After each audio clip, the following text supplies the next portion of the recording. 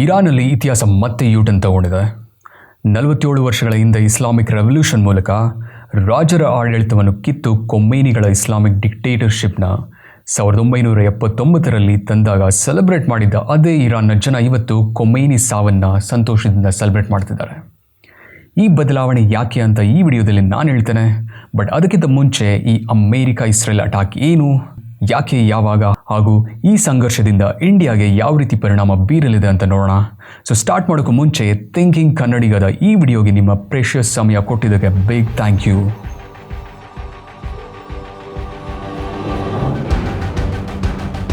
America ಹಾಗೂ Israel Iran ಮೇಲೆ February 28ರ ಬೆಳಗ್ಗೆ ದಾಳಿ ಮಾಡಿದೆ.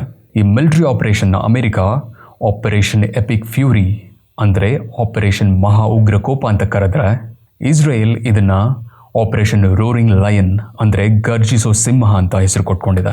ಇಂಟ್ರೆಸ್ಟಿಂಗ್ ವಿಷಯ ಏನಂದರೆ 2025ರಲ್ಲಿ ಇಸ್ರೇಲ್ ಇರಾನ್ ವಿರುದ್ಧ ಆಪರೇಷನ್ ರೈಸಿಂಗ್ ಲಯನ್ ಅನ್ನೋ 12 ದಿನದ ಯುದ್ಧ ಮಾಡಿತ್ತು. ಇವಾಗ ರೋರಿಂಗ್ ಲಯನ್ ಅನ್ನೋ ಹೆಸರಿನ ಮೂಲಕ ಇಸ್ರೇಲ್ ಮಿಡಲ್ ಈಸ್ಟಲ್ಲಿ ಕೇವಲ ಅಸ್ತಿತ್ವದಲ್ಲಿ ಇರೋದಷ್ಟೇ ಅಲ್ಲದೆ ಇಸ್ರೇಲಿನ ಮುಂದೆ ಗರ್ಜನೆ ಮಾಡ್ತಾ ಇರುತ್ತೆ ಅನ್ನೋ ದೊಡ್ಡ ಸಂದೇಶವನ್ನು ತನ್ನ ಸುತ್ತ ಇರುವಂಥ ಎಲ್ಲ ಇಸ್ಲಾಮಿಕ್ ದೇಶಗಳಿಗೆ ಕೊಟ್ಟಿದೆ.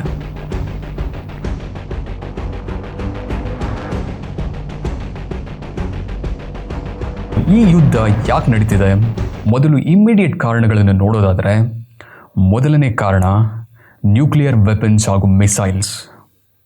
ಅಮೇರಿಕ ಹಾಗೂ ಇಸ್ರೇಲ್ ಪ್ರಕಾರ ಇರಾನ್ ನ್ಯೂಕ್ಲಿಯರ್ ಬಾಂಬ್ಗಳನ್ನು ತಯಾರಿಸ್ತಿದೆ. ಇಸ್ರೇಲ್ ಹಾಗೂ ಅಮೇರಿಕದ ಮಿಲಿಟರಿ ಅಸೆಟ್ಸ್ಗಳನ್ನು ತಲುಪಬಲ್ಲ ಸಾಮರ್ಥ್ಯ ಇರುವಂತಹ ಮಿಸೈಲ್ಸ್ ಅಂದರೆ ಯುದ್ಧ ಕ್ಷಿಪಣಿಗಳನ್ನು ತಯಾರಿಸ್ತದೆ. ಇದು ನಮ್ಮ ಅಸ್ತಿತ್ವಕ್ಕೆ ಅಪಾಯ ಎನ್ನುವ ಕಾರಣ ಅಮೇರಿಕ ಹಾಗೂ ಇಸ್ರೇಲ್ ಕೊಡ್ತಿದೆ. ಎರಡನೇ ಕಾರಣ ಪೀಸ್ ಟಾಕ್ ಫೇಲ್ ಆಗಿರೋದು. ನ್ಯೂಕ್ಲಿಯರ್ ವೆಪನ್ಸ್ ಪ್ರೋಗ್ರಾಮ್ನ ನಿಲ್ಲಿಸಬೇಕು ಅಂತ ಒಮನ್ ದೇಶ ಇರಾನ್ ಹಾಗೂ ಅಮೇರಿಕ ಮಧ್ಯೆ ಮೀಡಿಯೇಟ್ ಮಾಡ್ತಿದ್ದ ಜೆನೀವಾ ಶಾಂತಿ ಸಭೆ ಫೇಲ್ ಆಗುತ್ತೆ. ನ್ಯೂಕ್ಲಿಯರ್ ವೆಪನ್ಸ್ ಹಾಗೂ ಮಿಸೈಲ್ ಡೆವಲಪ್ಮೆಂಟ್ ಪ್ರೋಗ್ರಾಮನ್ನು ಕೈ ಬಿಡಲ್ಲ ಅಂತ ಇರಾನ್ ಅಮೇರಿಕಾಗೆ ಚಾಲೆಂಜ್ ಮಾಡಿದ್ದು ಯುದ್ಧಕ್ಕೆ ಮತ್ತೊಂದು ಕಾರಣ. ಮೂರನೇ ಕಾರಣ ಇಮ್ಮಿಡಿಯೇಟ್ ಯುದ್ಧಕ್ಕೆ ಟ್ರಿಗರ್ ಆಗುತ್ತೆ. ಅದೇನೆಂದರೆ, international atomic energy agency February 27ರಂದು ಇರಾನ್ ತನ್ನ ನ್ಯೂಕ್ಲಿಯರ್ ವೆಪನ್ಸ್ಗಳಿಗೆ ಬೇಕಾದ ಎನ್ರಿಚ್ಡ್ ಯುರೇನಿಯಂ ಫ್ಯೂಯಲ್ನ ಸೀಕ್ರೆಟ್ ಅಂಡರ್ಗ್ರೌಂಡ್ ಚೇಂಬರ್ಸ್ಗಳಲ್ಲಿ ಇಟ್ಟಿರೋದರ ಬಗ್ಗೆ ರಿಪೋರ್ಟ್ ಮಾಡುತ್ತೆ. ಇಮ್ಮಿಡಿಯೇಟ್ ಆಗಿ ಅದರ ನೆಕ್ಸ್ಟ್ ಡೇ ಫೆಬ್ರವರಿ 28ರಂದು ಇರಾನ್ ಮೇಲೆ ದಾಳಿ ಆಗುತ್ತೆ. ಇನ್ನು ಲಾಂಗ್ ಟರ್ಮ್ ಕಾರಣಗಳನ್ನು ನೋಡೋದಾದರೆ, ಮೊದಲನೇ ಲಾಂಗ್ ಟರ್ಮ್ ಕಾರಣ ಇರಾನ್ ಪೆಟ್ರೋಲಿಯಂ ಉತ್ಪಾದಿಸುವ ದೇಶ.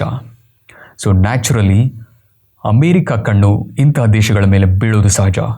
ವೆನ್ಯೂಜುಲಾ ಇದಕ್ಕೆ ಇನ್ನೊಂದು ತಾಜಾ ಉದಾಹರಣೆ. 1979ರ ಇಸ್ಲಾಮಿಕ್ ರೆವಲ್ಯೂಷನಲ್ಲಿ ಇರಾನ್ನ ಪೆಹ್ಲವಿ ರಾಜರ ಆಡಳಿತವನ್ನು ಕಿತ್ತು ಅಲ್ಲಿ ಖಮೇನಿಗಳು ಮೂಲಭೂತವಾದಿ ಇಸ್ಲಾಮಿಕ್ ಆಡಳಿತವನ್ನು ಸ್ಥಾಪಿಸ್ತಾರೆ. ಆಗ ಅಮೇರಿಕ ಪೆಹ್ಲವಿ ರಾಜರ ಪರವಾಗಿ ನಿಂತು ಆ ರಾಜವಂಶಸ್ಥರಿಗೆ ಅಮೇರಿಕದಲ್ಲಿ ಆಶ್ರಯ ಕೊಡುತ್ತೆ. ಅಮೇರಿಕ ವರ್ಸಸ್ ಇರಾನ್ ಫೈಟ್ ಇಲ್ಲಿಂದ ಶುರುವಾಗುತ್ತೆ. ಇರಾನ್ ಅಮೇರಿಕವನ್ನು ಸೈತಾನರ ದೇಶ, ಪ್ರಮುಖ ವೈರಿ ದೇಶ ಅಂತ ಡಿಕ್ಲೇರ್ ಮಾಡುತ್ತೆ. ಎರಡನೇ ಲಾಂಗ್ ಟರ್ಮ್ ರೀಸನ್ ನೋಡಿದ್ರೆ, ಇರಾನ್ ಇಸ್ರೇಲ್ನ ಸಹ ಹಾಗೆ ನೋಡುತ್ತೆ. ಇಸ್ರೇಲ್ ಪ್ಯಾಲೆಸ್ಟೈನ್ ವಿಷಯದಲ್ಲಿ ಜೂವಿಷ್ ದೇಶ ಇಸ್ರೇಲ್ನ ಅಟ್ಯಾಕ್ ಮಾಡ್ತಾ ಇರಾನ್ ನಾವು ಮುಸ್ಲಿಮರ ಪ್ಯಾಲೆಸ್ಟೈನ್ ಪರ ಇದ್ದೀವಿ ಹಾಗೂ ಇದರಿಂದ ಇಸ್ಲಾಮಿಕ್ ಪ್ರಪಂಚದ ನಿಜವಾದ ಲೀಡರ್ ಸೌದಿ ಅರೇಬಿಯಾ ಅಲ್ಲ ಬಟ್ ಇರಾನ್ ಅಂತ ಬಿಂಬಿಸ್ಕೊಳ್ಳೋಕ್ಕೆ ಇಸ್ರೇಲ್ನ ತನ್ನ ವೈರಿಯನ್ನಾಗಿಸ್ಕೊಳ್ಳುತ್ತೆ. ಇಸ್ರೇಲನ್ನು ಡಿಸ್ಟೆಬಿಲೈಸ್ ಮಾಡಲಿಕ್ಕೆ ಹಮಾಸ್, ಹೆಜ್ಬುಲ್ಲಾ, ಯೂತೀಸ್ ಅನ್ನುವ ಟೆರರಿಸ್ಟ್ ಆರ್ಗನೈಸೇಷನ್ಗಳಿಗೆ ವೆಪನ್ಸ್ ಮತ್ತು ಫಂಡಿಂಗ್ ಮಾಡುತ್ತೆ. ಇದೇ ಆಯತುಲ್ಲಾ ಅಲಿ ಖಮೇನಿಯ ಇರಾನ್ ಸರ್ಕಾರ. ಮೂರನೇ ಕಾರಣ ರೆಜಿಮ್ ಚೇಂಜ್ ಮತ್ತು ಡೆಮಾಕ್ರಸಿ.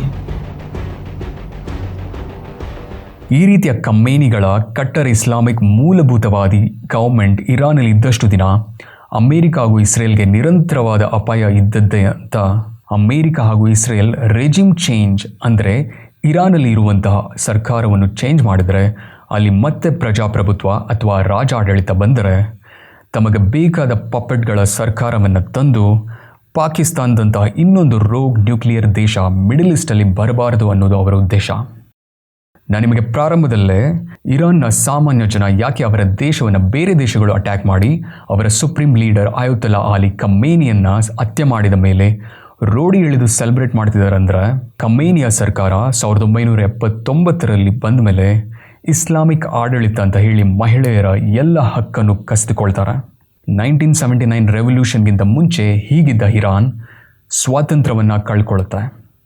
ಮಹಿಳೆಯರು ಪಬ್ಲಿಕ್ ಪ್ಲೇಸಸ್ಗೆ ಬರಬೇಕಿದ್ರೆ ಕಂಪಲ್ಸರಿ ಅವರ ಕೂದಲನ್ನು ಸ್ಕ್ಯಾರ್ಫ್ ಮೂಲಕ ಕವರ್ ಮಾಡ್ಕೊಂಡು ಬರಬೇಕು ಅನ್ನುವ ರೂಲ್ ಖಮೇನಿ ತರ್ತಾರೆ. ಈ ರೂಲ್ ಬ್ರೇಕ್ ಮಾಡಿದ ಮಹಿಳೆಯರಿಗೆ ಪಬ್ಲಿಕಲ್ಲಿ 74 ಚಾಟಿ ಏಟನ್ನು ಶಿಕ್ಷೆಯಾಗಿ ಆರ್ಡರ್ ಪಾಸ್ ಮಾಡ್ತಾರೆ. ಜೊತೆಗೆ ಇರಾನ್ನ ಮಹಿಳೆ ತಮ್ಮ ಮನೆಯ ಗಂಡಸರ ಪರ್ಮಿಷನ್ ಇಲ್ಲದೆ ಮದುವೆ ಆಗೋ ಹಾಗಿಲ್ಲ. ಫಾರಿನ್ ಟ್ರಾವೆಲ್ ಮಾಡಲಿಕ್ಕೆ ತಮ್ಮ ಗಂಡಂದಿರ ಪರ್ಮಿಷನ್ ಇದ್ರೇ ಪಾಸ್ಪೋರ್ಟ್ ಅಪ್ರೂವಲ್ ಸಿಗೋದು. ಮಹಿಳೆಯರು ಬೈಸಿಕಲ್ ಓಡಿಸೋ ಹಾಗಿಲ್ಲ. ಕೆಲವು ಪಬ್ಲಿಕ್ ಪ್ಲೇಸಸ್ ಅಂದರೆ ಸ್ಟೇಡಿಯಂಗಳಿಗೆ ಮಹಿಳೆಯರಿಗೆ ಪ್ರವೇಶವಿಲ್ಲ. ಹೀಗೆ ಮಹಿಳಾ ಸ್ವಾತಂತ್ರ್ಯಕ್ಕೆ ಭಾರಿ ಬದಲಾವಣೆ ತರ್ತಾರೆ. 2022ರಲ್ಲಿ ಮಾಷಾ ಅಮೀನಿ ಎಂಬ 22 ವರ್ಷದ ಹುಡುಗಿ ರೋಡಲ್ಲಿ ಹಿಜಾಬ್ ತೆಗೆದು ಈ ರೂಲ್ನ ಮುರಿದಾಗ ಇರಾನ್ನ ಮೊರಾಲಿಟಿ ಪೊಲೀಸ್ ಅವಳಿಗೆ ಚಾಟಿ ಏಡು ಕೊಡುವಾಗ ಮರ್ಡರ್ ಆಗಿ ತನ್ನ ಪ್ರಾಣ ಬಿಡ್ತಾಳೆ. ಈ ಮರ್ಡರ್ ಒಂದು ಮಾಸ್ ಮೂಮೆಂಟ್ ಆಗಿ ಇರಾನ್ನ students, professors, journalist, factory workers, artist ಎಲ್ಲರೂ ಖಮೇನಿ ಸರ್ಕಾರದ ವಿರುದ್ಧ ಒಂದಾಗಿ ಹೋರಾಡ್ತಾರೆ. ಆಗ ಖಮೇನಿಯ ಪೊಲೀಸರು ಪ್ರೊಟೆಸ್ಟ್ಗಳನ್ನು ದಮನಿಸೋ ಪ್ರಯತ್ನದಲ್ಲಿ 500ಕ್ಕೂ ಹೆಚ್ಚು ಇರಾನಿಗಳನ್ನು ಸಾಯಿಸ್ತಾರೆ. ಸಾವಿರಾರು ಇರಾನಿಗಳನ್ನು ಅರೆಸ್ಟ್ ಮಾಡ್ತಾರೆ. ಈ ಟರ್ನಿಂಗ್ ಪಾಯಿಂಟನ್ನು ಅಮೇರಿಕಾ ಯೂಸ್ ಮಾಡ್ಕೊಳುತ್ತೆ. ಅಮೇರಿಕಾ ನಾವು ಇರಾನ್ನ ಸಾಮಾನ್ಯ ಜನರ ಪರ ಇದ್ದೀವಿ, ಖಮೇನಿ ಸರ್ಕಾರ ಕ್ರಿಮಿನಲ್ ಸರ್ಕಾರ, ಮಾನವ ವಿರೋಧಿ ಸರ್ಕಾರ, ಇವರನ್ನು ಕಿತ್ತೊಗೆದ ಮೇಲೆ ಇರಾನಿಯರು ತಮಗೆ ಬೇಕಾದ ರೀತಿಯ ಸರ್ಕಾರ ರಚಿಸಿಕೊಳ್ಬಹುದು ಅನ್ನೋ ಸಮಜಾಯಿಷಿ ಈ ಯುದ್ಧಕ್ಕೆ ಅಮೇರಿಕಾ ಕೊಡ್ತಾ ಇದೆ. ಇದೇ ಕಾರಣಕ್ಕೆ ಇರಾನ್ನ ಜನ ಸಹ ಖುಷಿಯಾಗಿ ಈ ಯುದ್ಧವನ್ನು ನೋಡ್ತಾ ಇದ್ದಾರೆ.